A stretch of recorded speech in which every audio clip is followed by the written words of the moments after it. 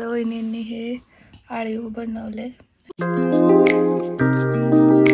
म्हणजे भाऊजाई असताना सुद्धा एवढं छान त्या एका बहिणीसारखी काळजी घेतात. शीट्स आहेत ना, मी ऑनलाईन मागवलेल्या. तुम्ही मागवत असेल तर प्लीज मागवू नका. आलाय स्कूल मधून आहे ना, 6th ग्रेडला माझा दात पडला. दाखव.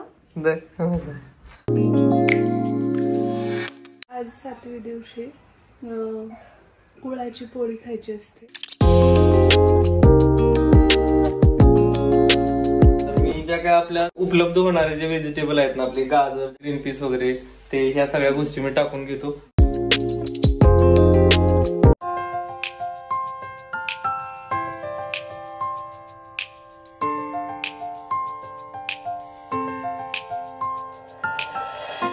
सकाळचं कवळं ऊन देणं बाळासाठी खूप गरजेचं आहे. त्याच्यामुळे बाळाला घेऊन आम्ही आता टेरेसवर आलोय. मस्त ऊन देतोय, बघू शकते. बघा, सकाळ सकाळी थोडं क्लिनिंग करायला घेतलं आम्ही. ताईंनी पुसून घेतलं सगळं आणि मी इथं बेडशीट वगैरे टाकून थोडं टापटीप ठेवण्याचा प्रयत्न केला, जेणेकरून फ्रेश वातावरण राहील. नमस्कार मंडळी, तर तुमचं एका नवीन ब्लॉगमध्ये मी स्वागत करतो. आता सवय झाली तुम्हाला वर्षाची, परंतु कसं एक आणखी ती रिकवर होऊस तर आहे ना, थोडं जसं जमल तसं मी करायचा प्रयत्न करतोय. पहिलं प्राधान्य तर तिला तिची आणि बाळाची काळजी घेणं याच्यामध्येच आमचं चाललंय. आणि त्यामुळे ब्लॉग पण काही लेट आलेले इथं, कारण मला जमल तसं मी केलेलं आहे. आज 7वा दिवस आहे बाळ येऊन आपल्या घरामध्ये, आणि म्हणजे 7वी म्हणतात त्याला. तर झाले, बाळाची आंघोळ झालेली आहे, सकाळचं कवळं ऊन दिलेलं आहे, आणि प्लस वर्षाची पण आता आंघोळ वगैरे झालेलं आहे, फ्रेश रूम क्लिनिंग पण झालेली आहे. ब्रेकफास्ट आलाय. काय आहे? आळीव आहे. आळीव हे म्हणजे प्रत्येक ह्याला डिलिव्हरी झाल्यास देतात ना? हो. ह्याच्याने काय होतंय? त्यानं म्हणतात ही कॅल्शियम असते, दूध पण वाढतंय ना. माझ्या वहिनींनी हे आळीव बनवले, आणि याच्यामध्ये काय साखर घातली का? थोडं आधून ठेवलं, त्यात साखर टाकली, त्याच्यामध्ये टाकली. हे रात्री भिजत घालायचं ना? रात्री भिजू घातलं. आणि हे थोडं पण टाकलं तरी ते फुलते जास्त, हरभऱ्यासारखं. सध्याचा नाश्ता आपला.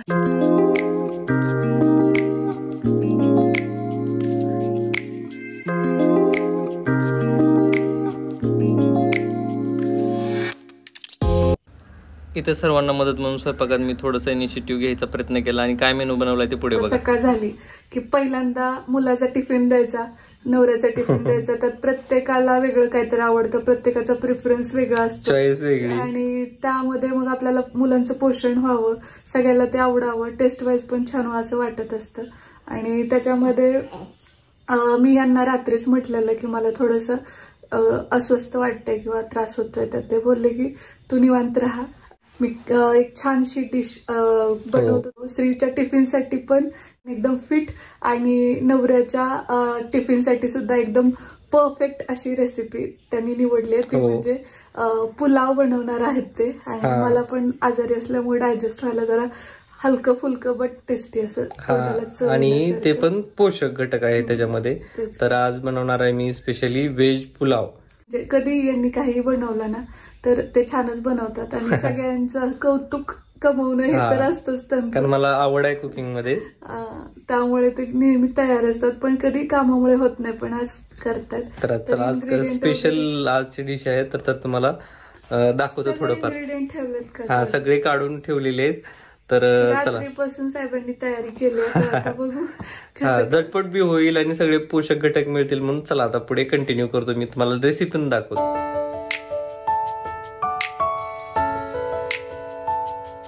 एकदम हेल्दी व्हेज पुलाव बनवायचा, त्यासाठी मी काही इन्ग्रेडियंट्स इथं काढून ठेवलेले आहेत, तर हे तुम्हाला बॅक कॅमेऱ्याने दाखवतो. पुलाव बनवण्यासाठी हे मी असं मस्त पॅन घेतलेलं आहे, आणि त्याचबरोबर हे इकडे हे सगळं साहित्य इन्ग्रेडियंट वगैरे घेतलेले आहेत. हे खडा मसाला वगैरे. पुलाव बनताना तो तांदूळ म्हणजे भात जो पुलाव बनतो ना, तो एकदम खुल्ला आणि अरोमॅटिक असणं आवश्यक आहे. तर बघा, कारण कसं आहे, चांगला पुलाव बनला तर ते सदस्य म्हणून आपल्याला नक्कीच तारीफ करतात की बाबा खूप छान बनवतो.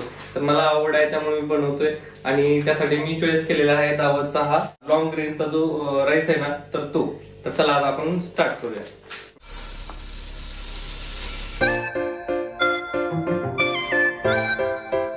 हे तांदूळ मी घेतलेले तर आता हे स्वच्छ धुवून घेतो. दावतचा का राईस निवडला तुम्ही म्हणसाल तर कसं आहे माहितीये का, दावत हा एक ब्रँड आहे, सर्वांना आवडतो. त्याच्यामुळं ज्या ठिकाणी पुलाव म्हणलं की दावत आपोआप येतं, बिर्याणी म्हणलं की दावत हा राईस आलाच. त्याच्यामुळे ना तो चॉईस केलेला मी, कारण तो सर्वांना आवडला पाहिजे. आता गॅस स्टार्ट केलेला आहे मी. हे पाणी वगैरे थोडंसं आहे ना ते आटलं ना तर आपण तेल टाकून घेऊया आणि त्यात पुढची मी तुम्हाला प्रोसेस दाखवतो. माझी पद्धत मी सांगतोय. का आपल्याला काजू थोडंसं आहे ना फ्राय करून घ्यायचं आहे, म्हणजे ते आपल्याला चांगले घटक पण याच्यामधून मिळवायचे.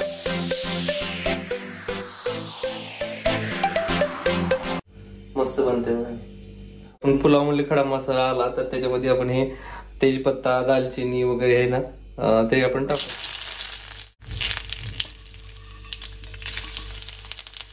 आपण बारीक केलेला हा कांदा टाकतो मी. आता कांदा लालसर झालेला आहे तर मी ज्या काय आपल्या उपलब्ध होणारे जे व्हेजिटेबल आहेत ना, आपले गाजर, ज्या पद्धतीनं मटार आपण जे म्हणतोय ना, ग्रीन पीस वगैरे, ते ह्या सगळ्या गोष्टी मी टाकून घेतो.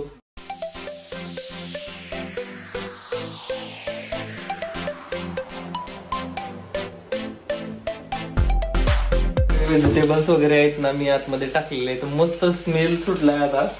तर आता याच्यामध्ये थोडस मीठ टाकून घेतो.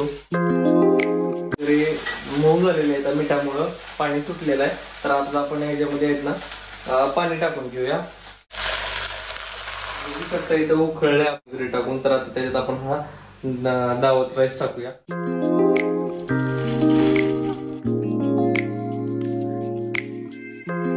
तांदूळ वगैरे टाकलेला आहे.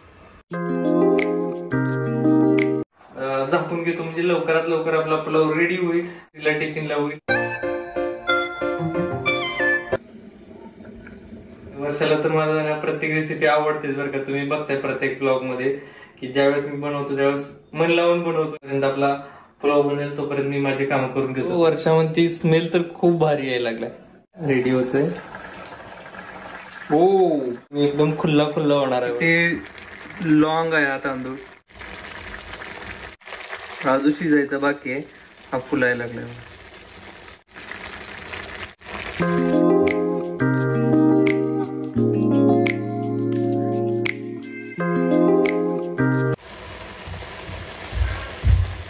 कसं झालंय बघा. तर बघा अशा पद्धतीने आपला मस्त असा दावतचा पुलाव राईस रेडी झाला.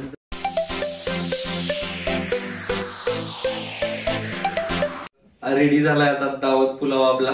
तर श्रीला पण देतो मी आणि वर्षाला पण. तर बघा किती छान झालाय.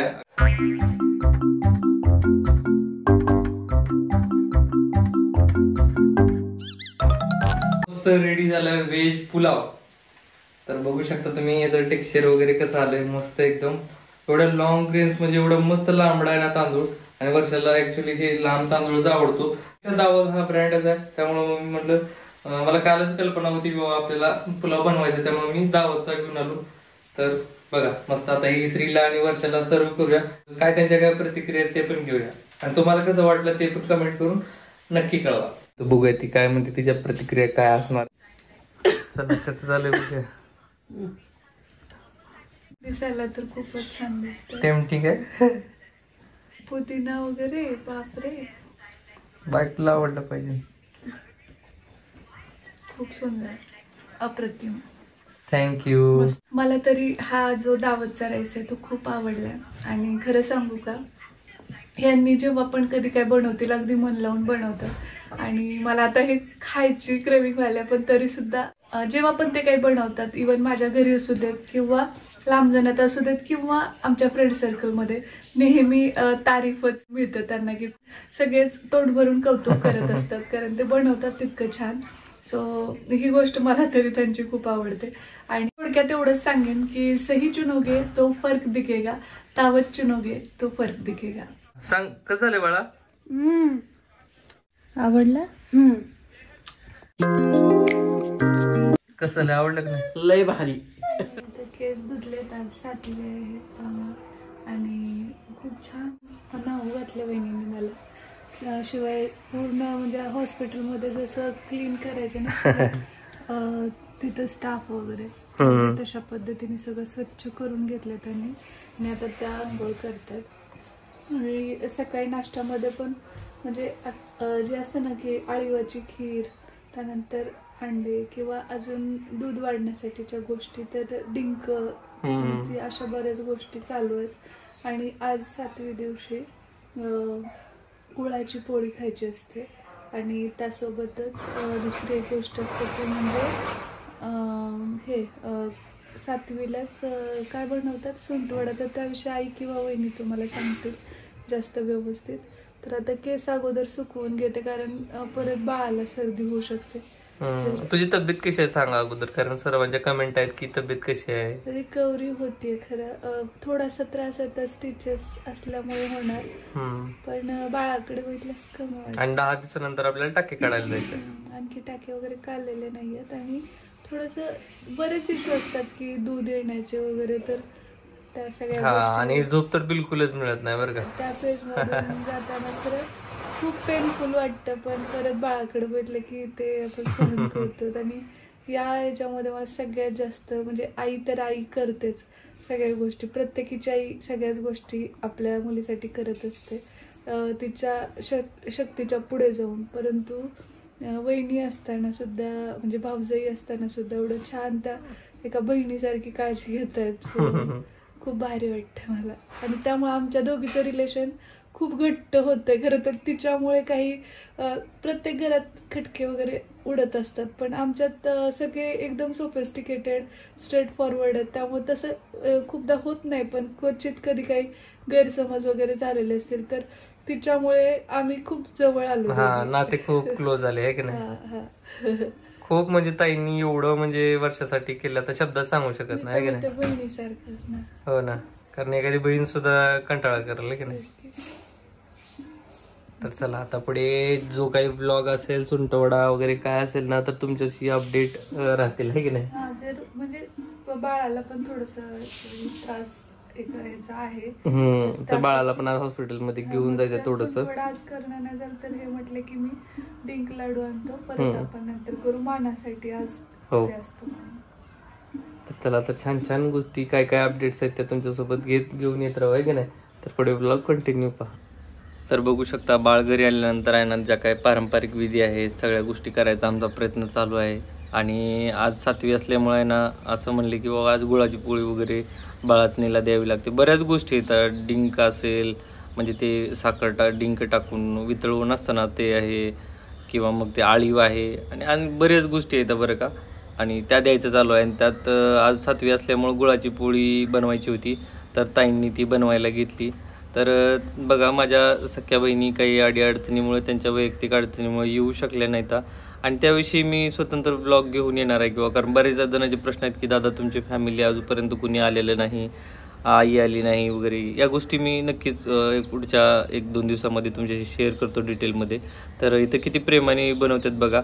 आणि बघा ताईंचं माझं हे बॉन्डिंग खूप चांगलं आहे सुरुवातीपासूनच. आणि सख्या बहिणीप्रमाणे त्यांनी खूप केअर केली वर्षाची, आणि सगळे कर्तव्य केले. खरंच सांगतो मी, हे आभार मी कधी विसरू शकणार नाही. अशा वाईट वेळात त्यांनी साथ दिली. आणि बघू शकता किती छान गुळाची पोळी टम्म फुगलेली आहे. त्यामुळं स्वयंपाकात किती सुगरण आहे ताई हे तुम्हाला इथून समजेलच. आणि गुळाची पोळी, कोंदीची भाकरी वगैरे आहे ना, मला पण खूप आवडते. त्यामुळं मी सुद्धा आज याचा म्हणजे आनंद घेतलेला आहे गुळाच्या पोळीचा. तर बघू शकता छानपैकी इथं गुळाची पोळी तयार होते. आणि ते सगळ्या जणांसाठीच आम्ही बनवलं, आणि सगळ्यांनी गुळाची पोळी 7वीच्या दिवशी खाल्ली. तर पुढे ब्लॉग कंटिन्यू पहा. बघा दमडी लगेच त्यांनी घेतलं की गप्प होते. हा गाव ठोंबी नाश्ता करायला होता तरी करू पण दिला नाही. हो, एका पुढचे पप्पा आले, पोहे खाल्ले का तुम्ही? म्हण हिला कोणी घेतलं मग? खायला घेता ही रडायली म्हणून बसला श्रीला. हो, सोडून आलो आता बाळाला उन्हात, आणि परत एकदा घेऊन बसायचं. चहा आणि आवाकाडोचा ज्यूस. म्हणजे आम्ही बाकीचे राहिलोय, वर्षानं पिलाय आवाकाडोचा ज्यूस. आणि आता सध्या सगळी धुरा जी आहे ना, हे 2 नग आहेत ना, बहीण भाऊ त्यांच्यावरती आहे आमच्या घरातल्या सगळ्या गोष्टी. कारण का सध्या आईकडे एकच आहे, किचन अपार्टमेंट आहे का, कुकिंग. आणि बाकीचे जे काही असतंय ना, म्हणजे बाळातनीच औषध गोळ्या काय नाही बाहेरून आणणं ती तिच्या मालकाकडे. आणि बाळातनीच इथलं करायचं संध्या मामीकडे आणि चिकीकडे काय माझ्या कसं नाही बरं, चिक्कीचं एकच काम आहे, एन्जॉय करणे. मामाला चिडवणे आहे का नाही, दंगामस्ती करणे आहे का नाही. चिकू तुला माहितीये का किती जण तुला मिस करत. काय गाडी पळवणे, अगं तिथंच कसं तुला माहितीये का किती जण म्हणते तुमचा चिकू खूपच क्यूट आहे, खूपच गोड आहे. तुला आवडतोस सर्वांना. गोड आहे ना, ते जेवण चिकून एक गोड आले. करा ब्रश करा आता चिकू. चला ब्रश करू लवकर. गडो ज्यूस. श्री आलाय स्कूल मधून आहे ना, 6th पिरियडला माझा दात पडला. दाखव. श्रीचा आणखी एक पडलाय. पण एकदा पण बोचरा झाला ना. त्याला दुसरा ऑलरेडी आलेला असतंय ना. सोबत आणला दाखव. मी लपावून आणला. अलाउड नाही तसा जाईल, डस्टबिन मध्येच टाकावं लागतं. घेऊन आले पोरग दाखवण्यासाठी. पडलं रे. छोटा आहे बायका. बायका आमची चिकू छोटा केवढा आहे चिकू. छोटा दाखव. काय म्हणशील तू याला, कसला टिका. स्मॉल टीथ पडलाय श्रीचा. स्मॉल टीथ तुझा पडलाय का बघू, दाखव. एक पण नाही, झिरोच आहे. आजीकडे ठेव, आजीना व्यवस्थित ते ह्याच्यात टाकते. चुका आपण कुठं चाललोय आता. ट्युशनला तर आता आपलं श्री आणि चिकूला मी क्लासला सोडून येतो, म्हणजे तेवढंच 2 तास काहीतरी अभ्यास करते. तर आता लढाईली तर एक कॅप घेऊन आले ते. तर रोहिणी किती टोप आहे तो, भरपूर टोप येते. पण एक पण टोप आहे. सगळ्या टोप्या फिरायला. आणि आईनं आणल्यात छान छान तिकडून, परंतु ते मोठे होतात. आणि अगोदरच्या पण आहेत त्या पण मोठ्याच व्हायला. मग आता ही एक आणले तर ही पण थोडी मोठी आहे, पण त्यातल्या त्यात बरी आहे. आणि वहिनी आता बाळूतेत ना, त्याला इस्त्री करायला. त्याचं कारण असं आहे की बाहेर पाऊस आहे, त्यामुळे कडक वाळले सुकूनच गेलेत. सकाळी थोडस ऊन होतं तेवढ्यात सुकवून घेतलेत, पण तितके असे कडक वाळलेले नाहीत. आणि ते थंड लागले की ती रडते म्हणून आता इकडे ते 2-3 प्रेस करून घेतले, आणखी घेत आहेत. आणि ही आत्ताची नवीन खरेदी आहे यांची. हँकी, परत ही कॅप, ही दाखवा वहिनी. खूप काय असते बर का, है ना. वाढत नाही, पण कसं घेईल तेवढं कमीच आहे. ते शीट्स आहेत ना, मी ऑनलाईन मागवलेल्या. कुणी मागवत असेल तर प्लीज मागवू नका. जेन्युइन रिव्ह्यू आहे माझा. लय बोगस निघाला अगदी. म्हणजे 3-4 वेळा जरी वेळा सू केली ना, तर सगळं खाली त्याचं ऍब्झॉर्ब होत नाही. मग ती मच्छरदाणी बी खराब होती, सगळंच होत आहे. मग आता हे एक होतं आपल्याकडे, पण हे म्हटलं की तिला कॅरी करण्यासाठी हे एक आणलंय. हो, म्हणजे हे बाहेर आपण हॉस्पिटलला घेऊन चाललो समजा वगैरे, तर व्यवस्थित गारवा पण लागत नाही. ती जाळी एवढी निवडू शकत नाही. बघू, दाखवा. तर कलर कसा आहे सांगा. मी आणलाय, मनानेच आणलंय बरं का. हे मला काही सांगितलेलं नव्हतं. आणि तिला ओपन करून असं पण ठेवू शकतो बरं का. वरचं पण निघते ताई ते. म्हणजे असं नाही की ते तेवढ्यातच बसेल, असं ते आपण सहज बेडवर टाकू शकतो, मोकळं एकदम.